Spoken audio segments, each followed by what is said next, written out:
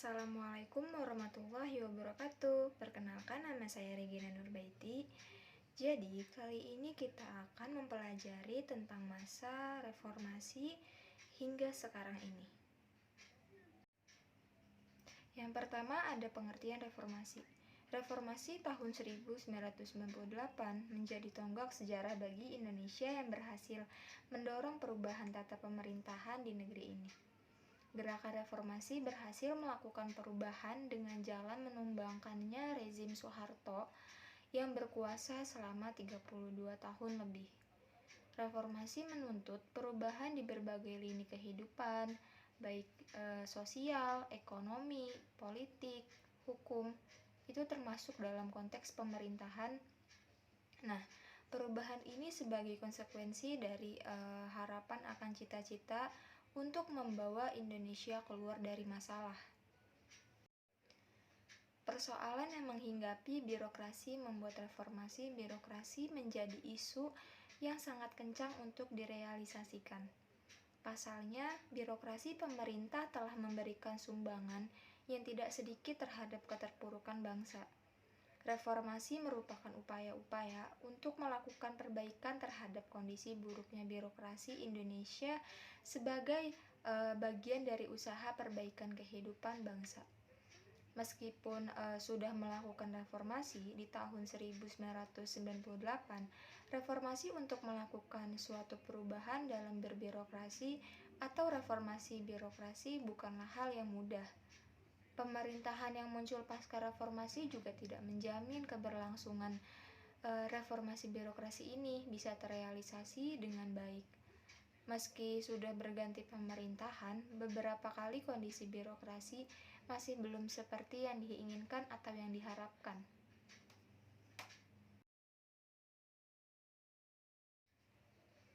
Hakikatnya, reformasi merupakan bagian dari dinamika masyarakat, dalam arti bahwa perkembangan akan menyebabkan tuntutan terhadap pembaharuan dan perubahan untuk menyesuaikan diri dengan tuntutan perkembangan tersebut.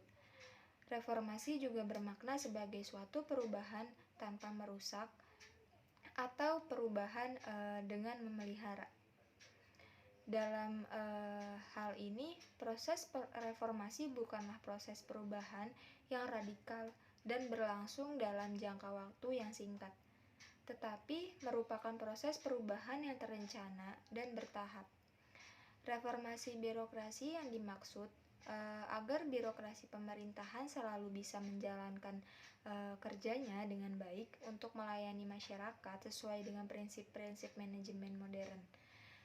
Ini mengandung maksud adanya proses atau rangkaian kegiatan dan tindakan yang sungguh-sungguh dan rasional, sehingga ada konsep dan sistem yang jelas berlangsung secara terus-menerus, secara berkelanjutan dalam 6 pekerjaan meliputi evaluasi, penataan, penertiban, perbaikan, dan penyempurnaan ataupun pembaharuan.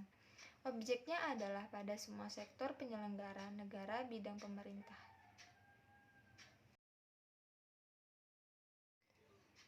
Selanjutnya ada penyimpangan-penyimpangan yang melahirkan krisis multidimensional yang menjadi penyebab umum lahirnya gerakan reformasi. Yang pertama ada krisis politik yang terjadi pada tahun 1998 merupakan puncak dari berbagai kebijakan politik pemerintahan Orde Baru. Berbagai kebijakan politik yang dikeluarkan pemerintahan Orde Baru selalu dengan alasan dalam kerangka pelaksanaan demokrasi Pancasila. Namun dengan yang sebenarnya terjadi adalah dalam rangka mempertahankan kekuasaan Presiden Soeharto dan kroni-kroninya, yang artinya demokrasi yang dilaksanakan pemerintahan Orde Baru bukan demokrasi yang semestinya, melainkan demokrasi rekayasa. Yang kedua ada krisis hukum. Rekayasa-rekayasa yang dibangun pemerintahan Orde Baru tidak terbatas pada bidang politik. Dalam bidang hukum pun pemerintah melakukan intervensi, yang artinya kekuasaan peradilan harus dilaksanakan untuk melayani kepentingan para penguasa dan bukan untuk melayani masyarakat dengan penuh keadilan. Bahkan, hukum sering dijadikan alat pembenaran para penguasa. Kenyataannya, itu bertentangan dengan ketentuan pasal 24 Undang-Undang Dasar tahun 1945 yang menyatakan bahwa kehakiman memiliki kekuasaan yang merdeka dan terlepas dari kekuasaan pemerintah atau eksekutif. Yang ketiga, ada krisis ekonomi, krisis moneter yang melanda negara-negara Asia Tenggara sejak Juli tahun 1996 mempengaruhi perkembangan perekonomian Indonesia, yang ternyata ekonomi Indonesia tidak mampu menghadapi krisis global yang melanda dunia. Krisis ekonomi Indonesia diawali dengan melemahnya nilai tukar rupiah terhadap dolar Amerika Serikat pada tanggal 1 Agustus tahun 1997. Yang keempat, ada krisis sosial. Krisis politik, hukum, dan ekonomi merupakan penyebab terjadinya krisis sosial. Pelaksanaan politik yang represif dan tidak demokratis menyebabkan terjadinya konflik politik maupun konflik antar etnis dan agama. Semua ini berakhir pada meletusnya berbagai kerusuhan di beberapa daerah. Dan yang kelima, ada krisis kepercayaan. Krisis multidimensional yang melanda bangsa Indonesia telah mengurangi kepercayaan masyarakat terhadap kepemimpinan Presiden Soeharto. Ketidakmampuan pemerintah dalam membangun kehidupan politik yang demokratis, menegakkan pelaksanaan hukum dan sistem peradilan, dan pelaksanaan pembangunan ekonomi yang berpihak kepada rakyat banyak telah melahirkan krisis kepercayaan ini. Yang selanjutnya ada peristiwa reformasi. Ada pemaparan peristiwa reformasi yang mengakhiri kekuasaan Soeharto di Indonesia.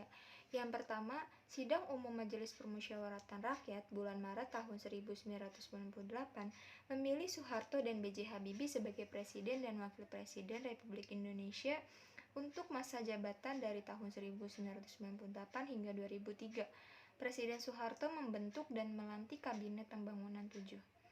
Yang kedua, pada bulan Mei tahun 1998, para mahasiswa dari berbagai daerah mulai bergerak menggelar demonstrasi dan aksi keprihatinan yang menuntut penurunan harga barang-barang kebutuhan seperti sembako, penghapusan KKN, dan mundurnya Soeharto dari kursi kepresidenan.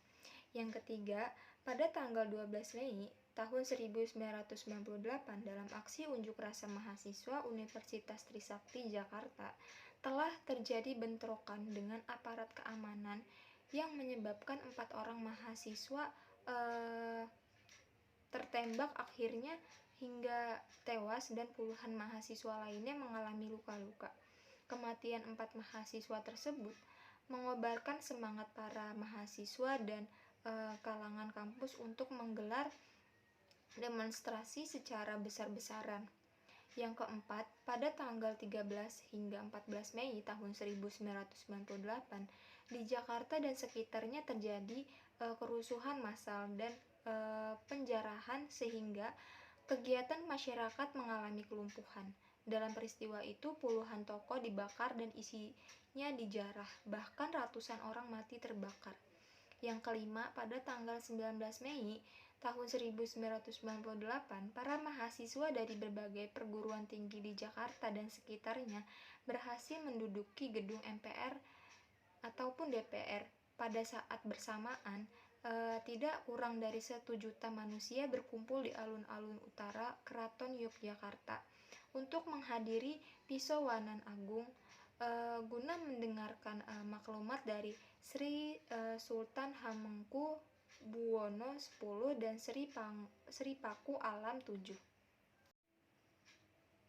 Pada tanggal 19 Mei tahun 1998, Harmoko sebagai pimpinan MPR atau DPR mengeluarkan pernyataan berisi anjuran agar Presiden Soeharto mengundurkan diri.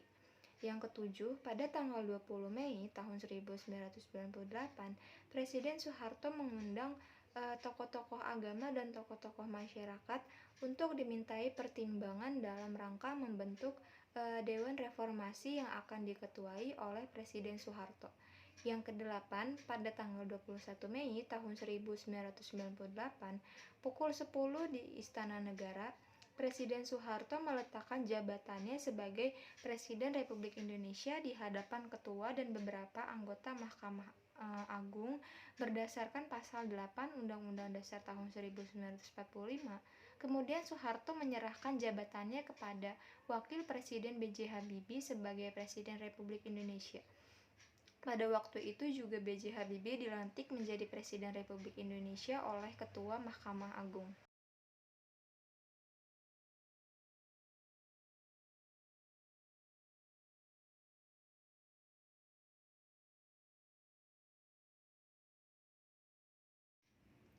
Yang selanjutnya ada masa reformasi.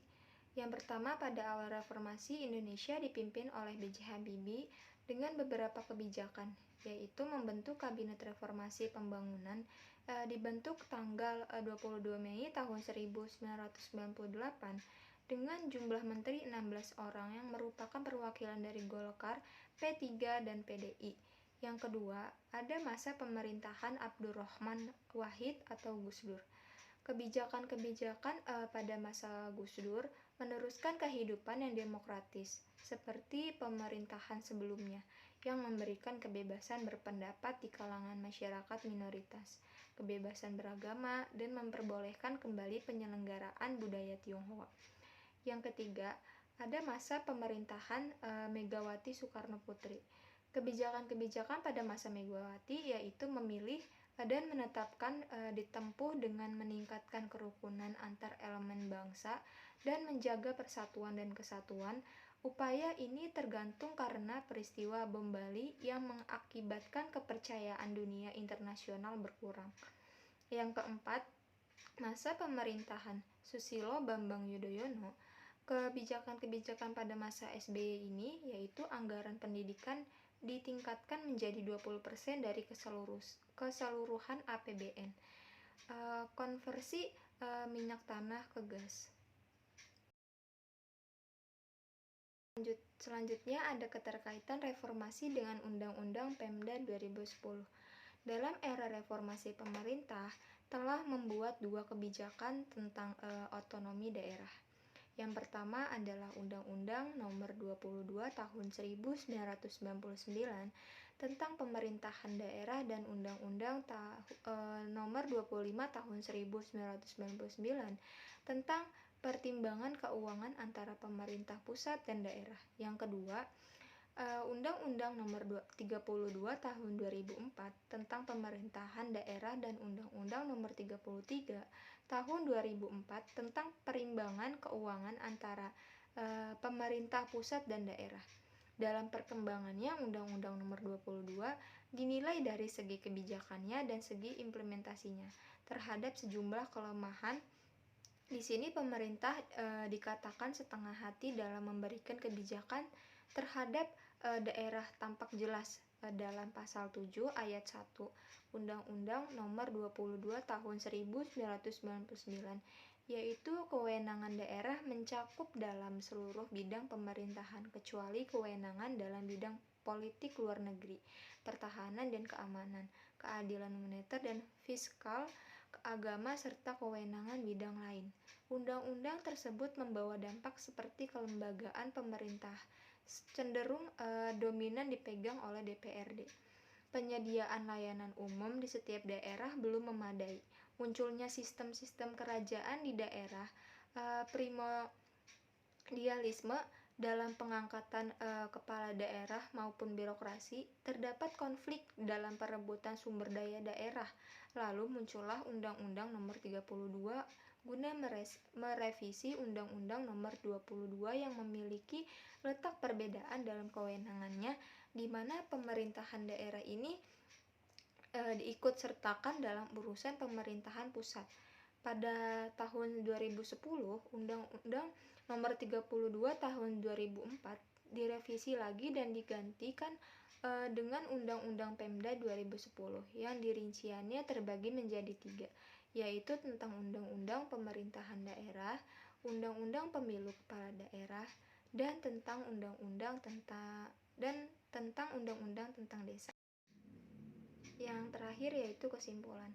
Reformasi telah menghantarkan bangsa Indonesia pada perubahan besar-besaran di segala bidang, antara lain politik, sosial, budaya, dan ekonomi, dan lain-lain. Di bidang hukum misalnya pemerintah berusaha menciptakan substansi negara yang bersih dan berwibawa serta menindak tegas para aparat negara yang korupsi. Di bidang politik menciptakan politik yang transparan, mengadakan pemilu yang bebas, rahasia, jujur, dan adil. Kebebasan menyampaikan pendapat diberikan asal tetap berpedoman pada aturan yang ada, yaitu Undang-Undang Nomor 9 Tahun 1998 tentang kemerdekaan menyampaikan pendapat di muka umum. Di bidang sosial, adanya kebebasan berpendapat bagi seluruh masyarakat Indonesia dan kebebasan dalam penyelenggaraan budaya. Bahkan pada tahun 1999 telah diberlakukan Undang-Undang 40 tahun 1999 tentang Pers. Pasal 4 di dalam ayat 1 disebutkan bahwa kemerdekaan pers dijamin sebagai hak asasi warga negara, di mana pers bertujuan sebagai pemberi informasi dan penyalur komunikasi antara pemerintah dan masyarakat. Terima kasih. Wassalamualaikum warahmatullahi wabarakatuh.